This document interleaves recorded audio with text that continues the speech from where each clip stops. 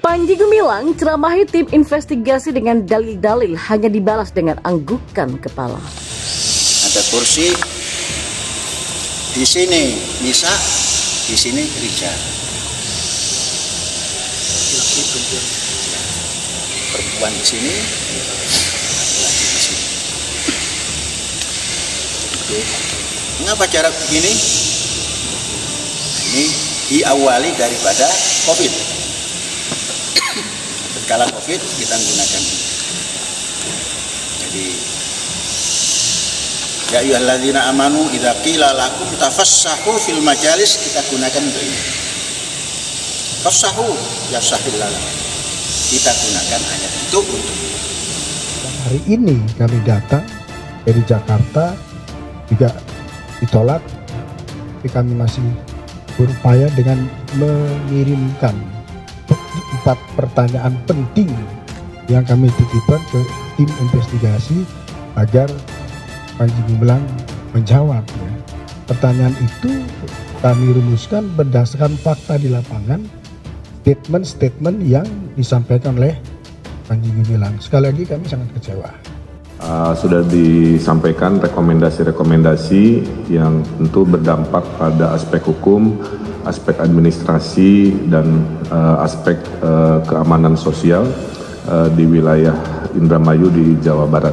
Tapi tentu dengan kehati-hatian karena menyangkut aspek hukum, administrasi, dan juga sumber daya manusia, anak-anak bangsa yang sedang belajar di sana yang tentunya harus kita pikirkan solusi-solusi yang terbaik terhadap situasi ini. Manusia ini sebentar lagi akan dipanggil oleh Allah Subhanahu wa taala. Karena apa? Manusia zalim, manusia sampah seperti ini itu akan dibinasakan oleh kekuatan Allah Subhanahu wa taala. Yakinlah itu.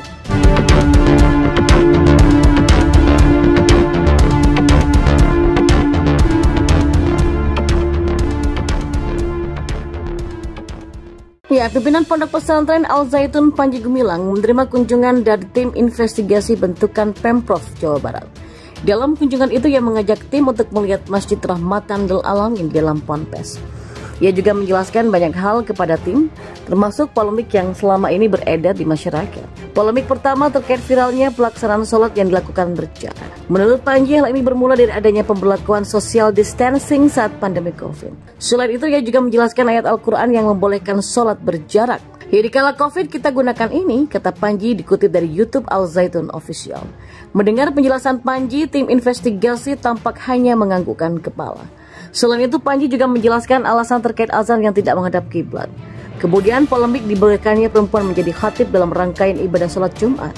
Seluruh polemik yang beredar itu dijelaskan Panji dengan panjang lebar dan didukung oleh dalil. Adapun tim investigasi yang hadir antaranya Kiai Haji Badrus Samad.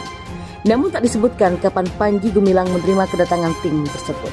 Tim investigasi sudah mendatangi Pondok Pesantren Al Zaitun untuk mengantarkan surat undangan klarifikasi secara langsung. Adapun pemimpin Ponpes Al Zaitun diminta untuk mengklarifikasi terkait dugaan penyimpangan ajaran sesat. Panji diminta datang ke Gedung Sate pada Jumat kemarin. Momen tersebut diunggah oleh channel YouTube Al Zaitun. Nampak Panji Gumilang menyambut kedua tim investigasi Badrus Samad dengan ramah. Di awal pertemuan, Panji Gumilang langsung menerima surat undangan untuk datang ke Gedung Sate. Lantas, Badrus Samad memulai pembicaraan dengan formal yang menjelaskan maksud tujuan untuk datang ke Ponpes Al Zaitun. Namun baru sepatah kata, Panji Gumilang langsung memotong pembicaraan Badrus Samad. Panji mengatakan agar Badrus Samad tak perlu terburu-buru, lantaran baru saja datang sampai duduk di salah satu ruangan Ponpes. Kemudian Panji melanjutkan pernyataannya bahwa Al Zaitun sempat panik menerima kabar kedatangan tim investigasi pusat. Oleh sebab itulah Panji mengklaim pihak Ponpes langsung menyiapkan segala jamuan untuk menyambut kedatangan tim Badrus Samad. Pernyataan itu disampaikan Panji dengan menggebu-gebu hingga beberapa kali ia menepuk kursi dengan keras. Ya, Pondok Pesantren Al Zaitun memang tengah menjadi perbincangan terkait masa depannya di Indramayu, Jawa Barat. Pembahasan itu juga dikatakan oleh Gubernur Jawa Barat Ridwan Kamil menemui Menko Polhukam Mahfud MD di kantor Kemenko Polhukam Jakarta pada Sabtu. Pertemuan antara Ridwan Kamil dan Mahfud MD diadakan sekitar pukul 4:30 sore sampai pukul 6. Pertemuan turut dihadiri oleh Kepala BIN Daerah Tokabinda Jawa Barat Brigjen TNI Rudi Prasemilsa, Max, serta perwakilan dari Polri, BNPT, dan Kementerian Agama. Dalam pertemuan itu, Ridwan melaporkan sejumlah hal terkait kontroversi yang terjadi di Ponpes Al Zaitun, Indramayu, Jawa Barat. Ya, pada dasarnya kami melaporkan progres dari tim investigasi yang kami bentuk sebagai gubernur yang melakukan investigasi dua arah. Melakukan wawancara langsung kepada yang bersangkutan dan tim dari Al Zaitun, dan juga melakukan penggalian data lapangan terkait apa-apa yang menyertai permasalahan ini, kata Ridwan. Ridwan Kamil mengatakan pihaknya turut menyampaikan hasil rekomendasi yang turut berdampak pada aspek hukum, aspek administrasi, dan aspek keamanan sosial di wilayah Indramayu, Jawa Barat. Dia menambahkan dalam pertemuan itu Mahfud akan menindaklanjuti laporan tersebut sesuai dengan harapan masyarakat. Ridwan juga menekankan bahwa tindak lanjut akan dilakukan dengan kehati-hatian karena menyangkut aspek hukum, administrasi, dan juga sumber daya manusia, yakni anak-anak bangsa yang sedang belajar di sana. Nah, dengan selesainya penyampaian laporan, ya insya Allah dari Menko Polhukam akan menindaklanjuti dalam waktu yang tidak terlalu lama untuk memfollow up rekomendasi dari tim lapangan di Jawa Barat, kata Ridwan.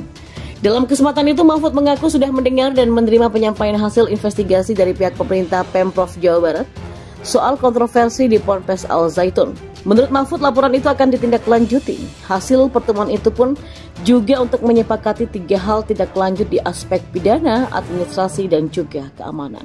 Diketahui belakangan beredar kabar sejumlah kontroversi yang terjadi di Ponpes Al Zaitun, seperti aliran sesat dugaan tindak pidana yang diduga dilakukan pimpinannya Panji Gumilang.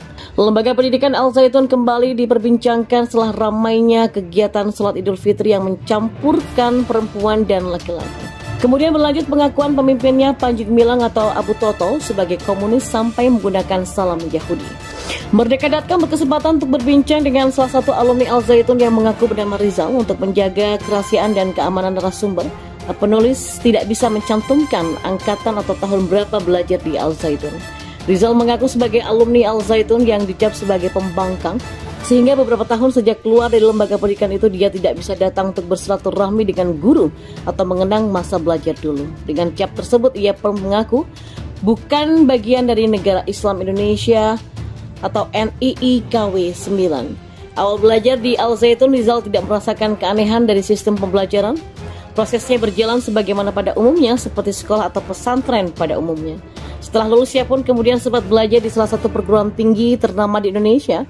Namun walau begitu ia memang menemukan beberapa kejanggalan. Ada beberapa orang yang kalau bertemu suka tanya, saya MK atau MD? Sampai kemudian MK dan MD itu adalah kode untuk Mekah atau orang non-NII, dan MD adalah kode Madinah yang bermakna orang internal NII atau bisa dikatakan sebagai kader, kata Rizal. Kode MK disebutnya diambil dari kaum muhajirin atau orang yang berhijrah dari Mekah. Sedangkan MD adalah kaum Ansor atau penolong yang ada di Madinah. Untuk santri yang memiliki kode MD, menurutnya memang selama ini kerap melaksanakan kegiatan terpisah dengan santri yang dicap MK. Kegiatan-kegiatan itu pun kemudian diketahui sebagai pengkajian khusus kelompok NII. Selama di Al Zaitun, ia tidak terlalu pusing dengan segala doktrin NII yang diberikan oleh pihak pesantren. Proses doktrin itu pun menurutnya tidak terlepas dari orang yang punya panggilan Abu Sabit. Selama mondok di sana, ya jujurnya saya lebih banyak fokus menikmati fasilitas yang ada di Al Zaitun, karena segalanya memang ada. Tapi dapat kabar terakhir sekarang fasilitas-fasilitas itu banyak tidak terawat karena minimnya dana, ungkapnya. Ya, isu minimnya dana dari Al Zaitun menurut Rizal sudah diketahui oleh banyak alumni. Hal tersebut pun yang anehnya termasuk alumni menduga apa yang dilakukan Panji Gumilang adalah bagian dari upaya untuk mencari pendana baru. Pengakuan Panji Gumilang yang sebagai komunis, pengakuan kaum Yahudi dan lainnya diduga menjadi salah satu upaya dalam mencari dana. Bahkan anaknya Abu Sabit menikah dengan orang Yahudi. Anaknya Panji Gumilang yang mau nyalon di DPR RI juga di media sosial itu kerap membahas Yahudi. Itu ya biar bisa dapat dana dari China dan juga Israel. Saat ini kata Rizal, cukup banyak alumni Al Zaitun yang sebelumnya bergabung dengan NII sudah kembali ke jalan yang benar.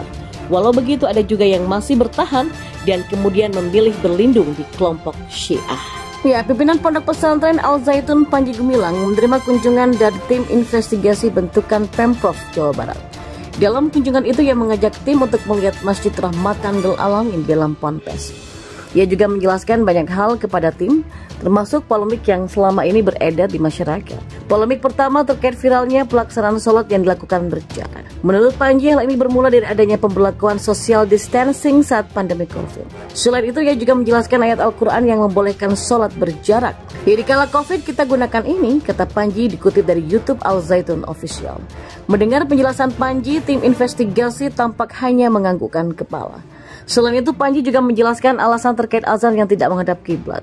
Kemudian polemik dibolehkannya perempuan menjadi khatib dalam rangkaian ibadah sholat Jumat.